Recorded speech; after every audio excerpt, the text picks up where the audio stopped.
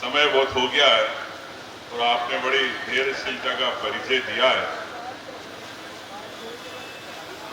ज्यादा समय लेना नहीं चाहूंगा। हमारे प्रदेश कांग्रेस के अध्यक्ष भाई जीतू पटवारी जी, पूर्व प्रतिपक्ष के नेता आदरणीय राहुल भैया, CWC के मेंबर हमारे भाई कमलेश्वर पटेल जी, सम्मानित कांग्रेस के सब विधायक, सम्मानित जिला कांग्रेस, सम्मानित ग्रामीण कांग्रेस, NSI यूथ कांग्रेस और दूर दूर से पधारे ग्रामीण जन। सूची बहुत लंबी है, इसलिए सभी सम्मानित कहना चाहता हूं। निश्चित तौर से आज का दिन महत्वपूर्ण इसलिए है, कल जो देश में घटना घटी, वोट चोरी किए गए। इतिहास के पन्नों पे राहुल गांधी जी ने जो प्रयास कर रहे देश के लोकतंत्र को बचाने के, वे काला अध्याय के रूप में कल लिखा जाएगा, जिस प्रकार से उनकी गिरफ्तारी की गई।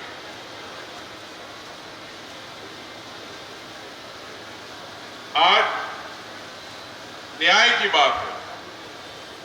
राहुल गांधी जी इस लोकतंत्र के साथ न्याय की बात कर रहे हैं। जनता के जो वोट चोरी हो रहे हैं उसके न्याय की बात कर रहे हैं।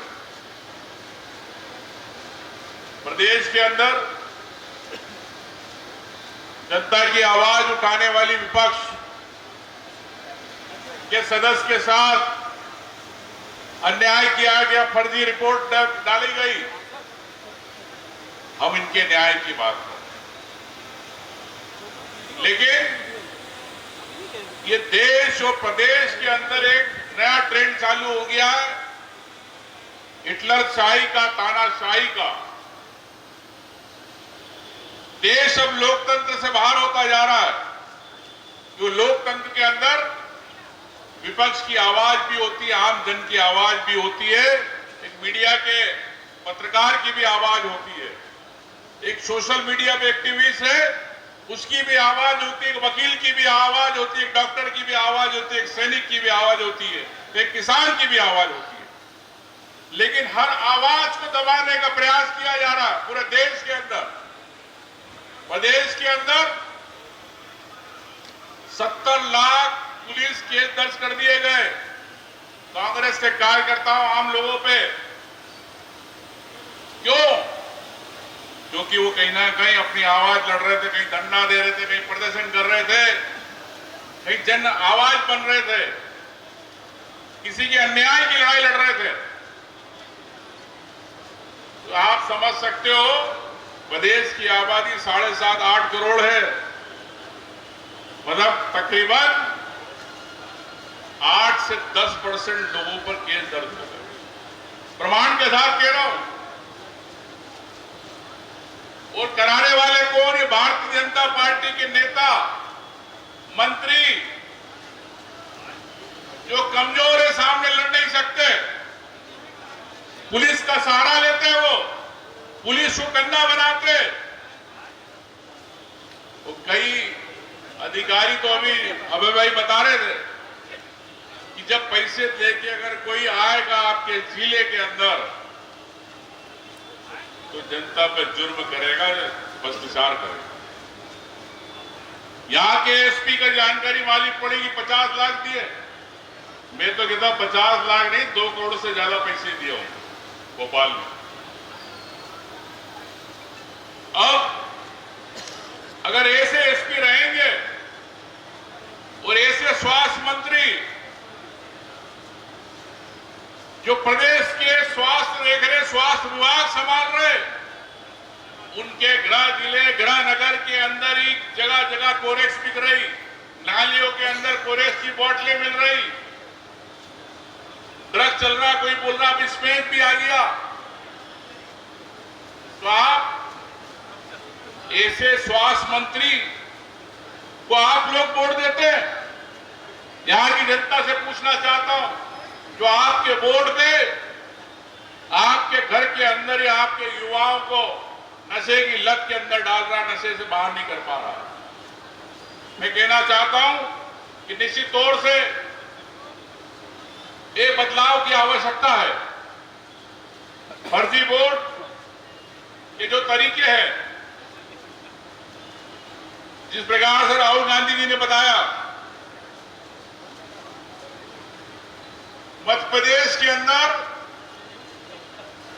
30 से लेकर 60 सीटें ऐसी है जो सीटें फर्जी बोर्ड के माध्यम से चुनाव जीती गई। नहीं तो आज कांग्रेस की सरकार होती है। चुनाव आयोग कहता कि प्रमाण दो। जब प्रमाण चुनाव आयोग के पास देते हैं, जानकारी देते हैं, तो चुनाव आयोग जांच नहीं करता। एक उदाहरण देना चाहता हूं। कोई भी किसी भी केस का थाने में रिकॉर्ड होता, राजस्व में कलेक्टर का रिकॉर्ड होता है कि नहीं होता? आपके सब जमीनों का होता है ना। लेकिन पहला देश का चुनाव आयोग है जो आपके वोट की जानकारी नहीं रखता। चुनाव हुए, बोले डेटा उड़ गया, इलेक्ट्रॉनिक डेटा था, खत्म हो गया, किसी को नहीं देना। तो ये क्या, ये हर व्यक्ति के अधिकारों का हनन नहीं है? क्या आपके वोट का हनन नहीं है? कहां जा रहे हैं वोट, किसको जा रहे हैं? अगर कोई जांच कराना चाहे तो आपके पास रिकॉर्ड नहीं है। इसीलिए राहुल गांधी जी ने कहा कि हमने चुनाव आयोग को कहा कि आप रिकॉर्ड दो, लेकिन चुनाव आयोग मोदी अमित शाह के इशारे पर रिकॉर्ड नहीं देना चाहता। मैं आपसे कहना चाहता हूं साथियों कि जिस प्रकार से हर समाज के साथ शोषण किया जा रहा, अभी ओबीसी समाज के साथ पूरे प्रदेश के अंदर शोषण किया जा रहा। आज सुप्रीम कोर्ट ने कहा कि ओबीसी आरक्षण 6 साल के अंदर आप क्यों नहीं दे पाए? प्रदेश के युवा परेशान रहे, धरना दे रहे, इंदौर में बैठ रहे, पीएससी परीक्षा में। उनके माँ बाप चाहते कि हमारा बच्चा डिप्टी कलेक्टर बन जाएगा, टीआई बन जाएगा, एसडीएम बन जाएगा, लेकिन उनके सपनों को नहीं देखा जा रहा। मैं आपको ध्यान दिलाना चाहता हूं, याद रखना, यही भारतीय जनता पार्टी के लोग, यही सरकार वकीलों करोड़ों रुपए दे रही है सुप्रीम कोर्ट के अंदर कि ओबीसी को आरक्षण नहीं मिल पाए। ये मोहन यादव जी ओबीसी है, शिवराज ओबीसी है, लेकिन चले गए। शिवराज तो किसान का बेटा कहता था नहीं, लेकिन आज मैं आपसे कहना चाहता हूं कि ओबीसी की बात पे 22 सितंबर को आखिरी तारीख तय की गई।